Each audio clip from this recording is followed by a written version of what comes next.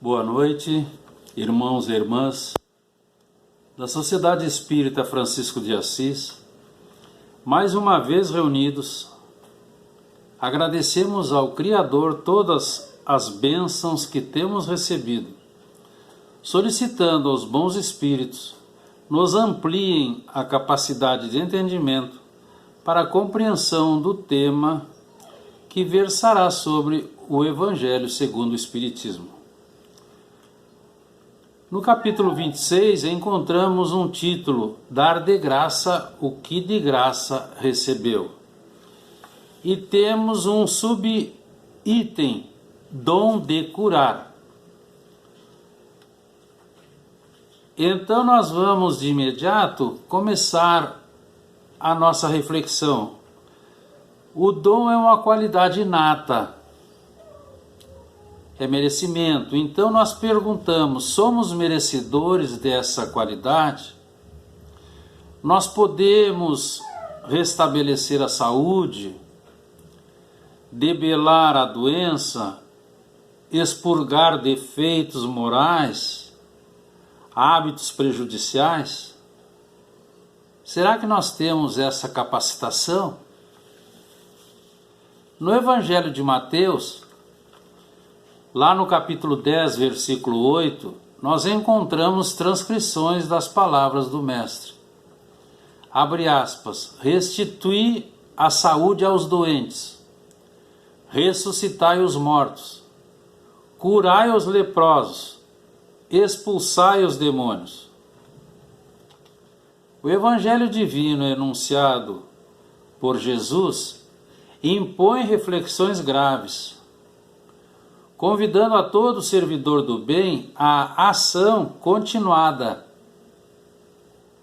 após o estudo e a interpretação correta de suas frases científicas. Então nós devemos estender essas instruções, entendendo que elas são mais no sentido moral. Embora nós sabemos, aconteceram curas materiais. A boa nova é a lição divina que ensina a toda a humanidade, de todos os tempos, a curar-se de suas imperfeições morais. Então nós temos figurados aspectos de impacto: curar os enfermos, ensinamento para os homens a evitarem o mal, pela transformação moral, para que não sofram suas dolorosas consequências, porque nós todos somos mais ou menos doentes. Ressuscitar os mortos, mostrar que a morte, o desencarne, não existe, e que do outro lado do túmulo, se assim podemos dizer, o espírito continua sua trajetória. Também ressuscitar os mortos é não entrar em decomposição moral. Uma outra figura muito forte: cadaverizados nos erros. Limpar os leprosos. Na época de Jesus, as doenças sempre foram confundidas com a lepra. E nós sabemos, é uma recuperação muito lenta. Então, com essa frase, ele nos diz, ou melhor, ele nos ensina, para que não nos equivoquemos, para que saiamos da ignorância, para que com o conhecimento nos regeneremos. Expelir os demônios.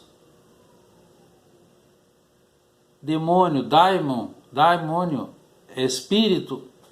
Encaminhar os espíritos obsessores, conclamando-os ao perdão e, após o perdão, a prática do bem. E aqui então está a frase do capítulo: dar de graça o que de graça recebeu. Nunca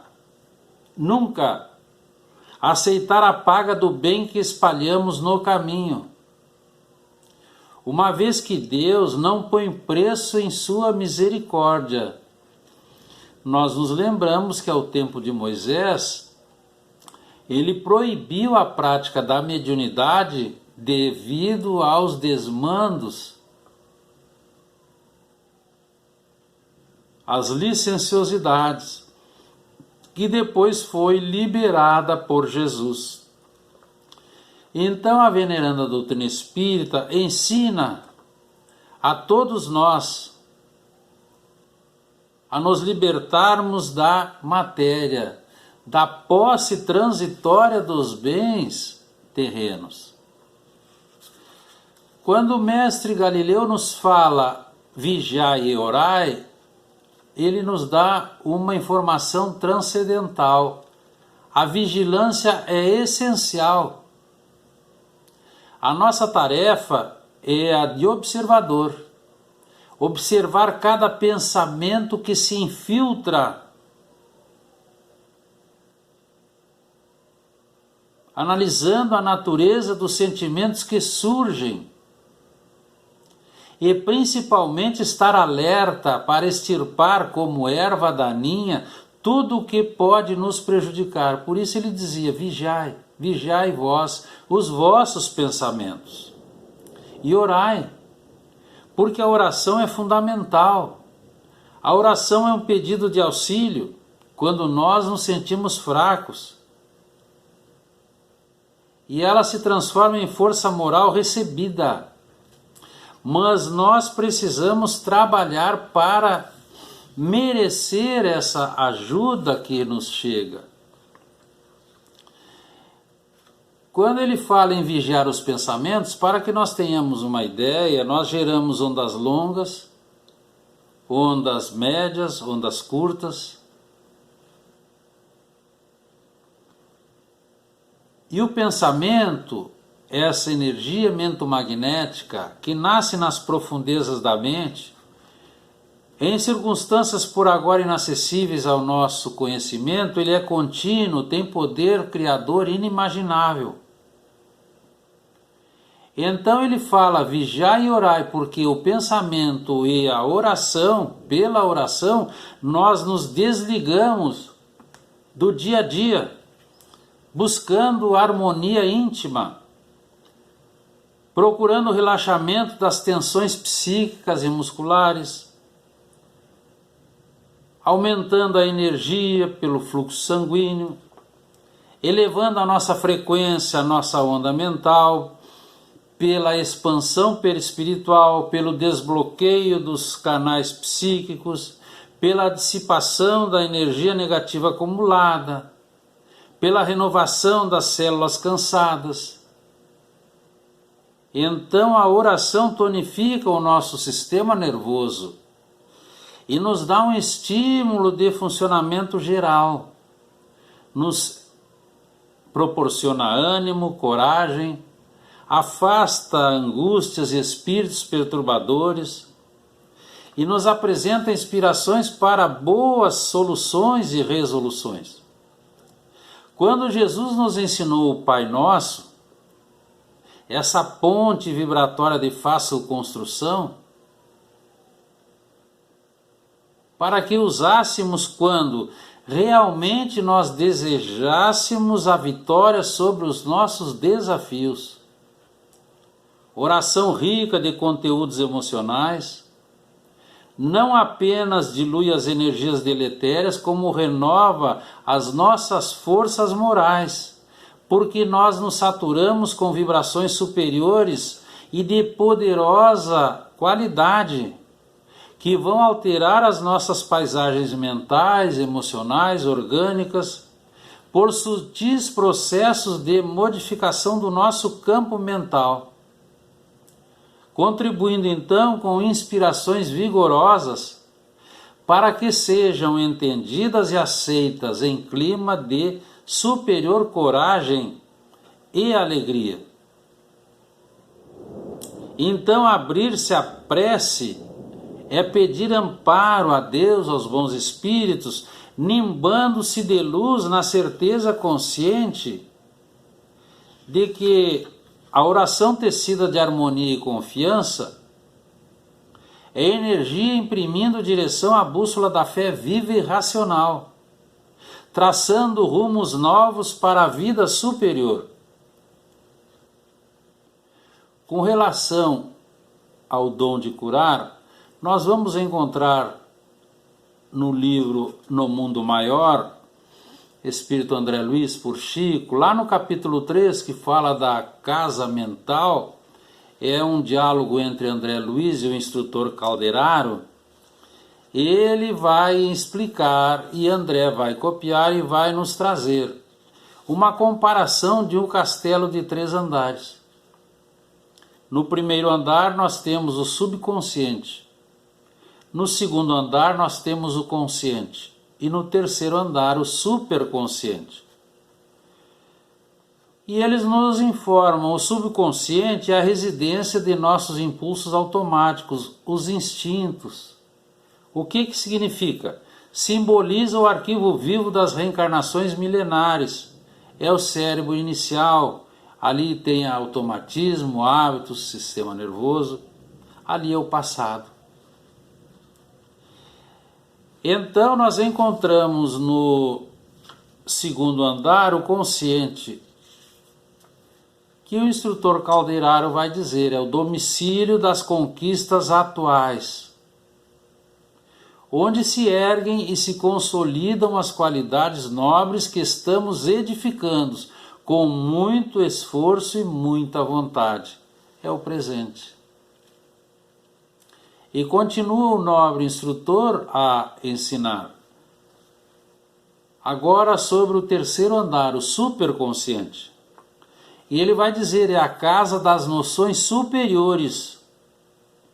Energia de ordem sublime, observemos, energias de ordem sublime que conquistaremos gradualmente no esforço de ascese, representando a parte mais nobre do espírito em evolução, é o futuro. E aqui nós temos os lobos frontais, desconhecidos ainda da ciência do mundo. Ali está o ideal e a meta superior. E esse amigo espiritual vai dizer, nos lobos frontais repousam milhões de células à espera para funcionar no setor da espiritualização. Forças de um campo que o espírito conquistará, o detalhe, conquistará pela autoeducação, pelo autoconhecimento, pelo autoamor, pelo aprimoramento moral e pela elevação sublime. São os estímulos do futuro. Nós ainda não chegamos nesses lobos frontais. Tal serviço, diz esse amigo espiritual, só a fé esclarecida e vigorosa pode fazer. E nós temos informações sobre esses lobos frontais da década de 40, 1940 mais ou menos. A informação consistia no seguinte: os neurocientistas descobriram, numa de suas últimas descobertas, que quando as pessoas unem os pensamentos, ativam áreas cerebrais que aumentam a produção hormonal de GABA. O aumento de produção de ocitocina, o hormônio da aprendizagem, do amor e do prazer, num aumento exponencial de hormônios positivos. E aí, pela primeira vez na história de toda a ciência, os cientistas deram um nome científico para essa área de o ponto de Deus no cérebro. Não tem a ver com religião, mas tem a ver com religiosidade, com espiritualidade melhor. Então é a ciência reconhecendo a existência da fé. É a ciência reconhecendo a existência de uma energia maior que nos impulsiona sempre para diante. Então essa informação nos traz o seguinte: a oração, a meditação, elas ativam o ponto de Deus, irradiando ininterruptamente, em altíssimo potencial, vibrações até onde alcança a vontade do que assim procede. Nós vamos entender que André Luiz já havia falado que nós tínhamos luz no primeiro andar, muito pouca luz. No segundo andar, lembro dos 3 andares, menos luz. E no terceiro andar, quase nenhuma luz. E eles notavam no mundo espiritual que pela prece acendiam-se pequenos focos de luz no terceiro andar. Então, eles nos dizem, é a assinatura de Deus na sua criação para demonstrar a todos que, diante dos desafios, Deus está em nós. O amigo espiritual Leon Denis nos deixa uma mensagem maravilhosa, abre aspas. Se o homem conhecesse a extensão dos recursos que nele germinam, em vez de se julgar fraco e temer o futuro, compreenderia a sua energia e sentiria que ele próprio pode criar o seu futuro melhor. Fecha aspas. A informação que nós recebemos dos neurocientistas corroboram André Luiz, corroboram antes Leon Denis. Então o sublime Galileu recomendou-nos o amor aos inimigos e a oração pelos que nos caluniam, porque são princípios científicos de libertação, são princípios científicos de progresso, de amplitude espiritual, porque no pensamento residem as causas. Então é questão de tempo para a humanidade compreender que o amor é o alimento real e perene. Por isso é que o mestre dizia, nem só de pão vive o homem. Então nós devemos começar agora, em regime de urgência, com vontade, com muita perseverança, com firmeza,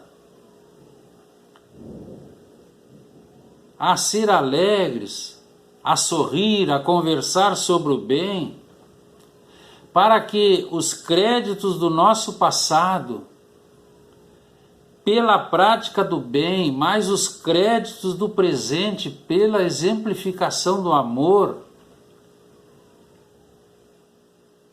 nos ofereça um amanhã iluminado, porque nós nos redimimos, estamos indo para um futuro feliz.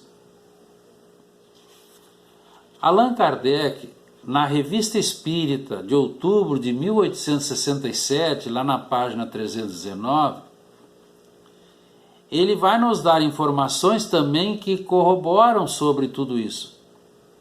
As energias agem sobre o perispírito.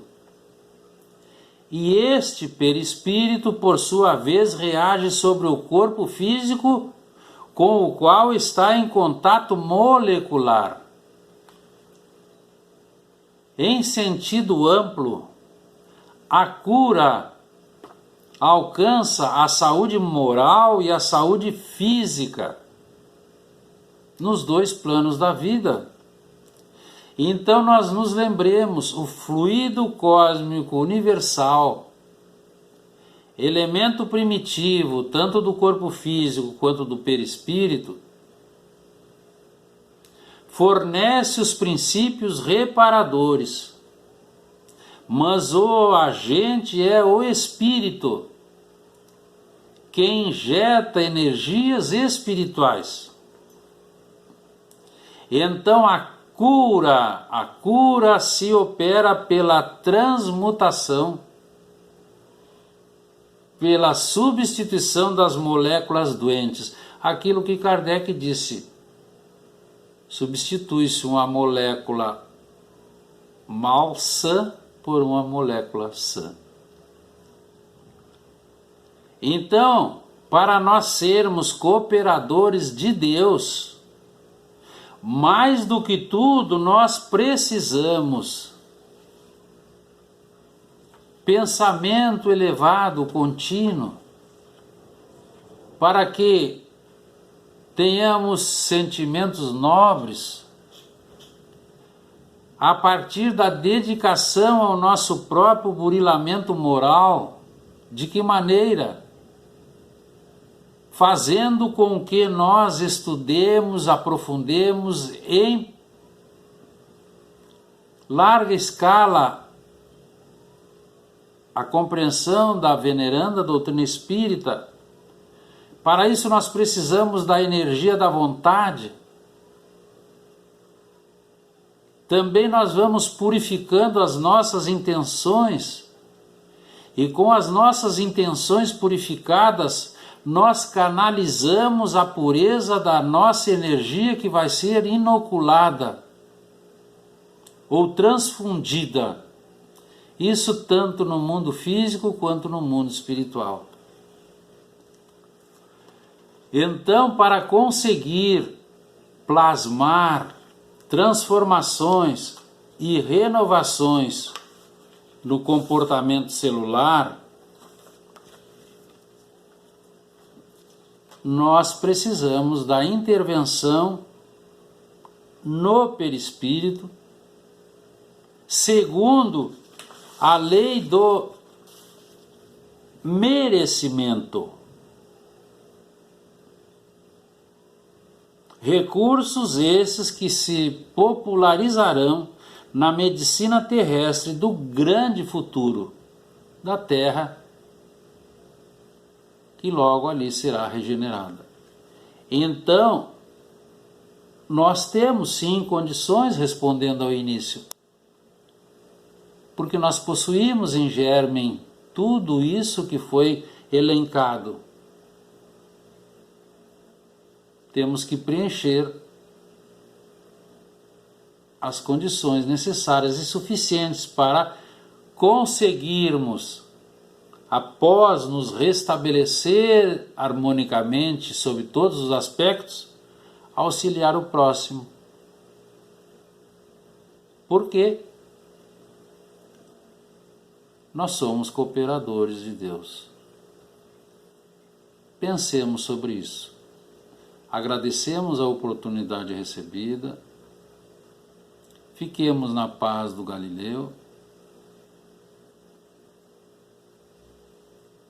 Muito boa noite.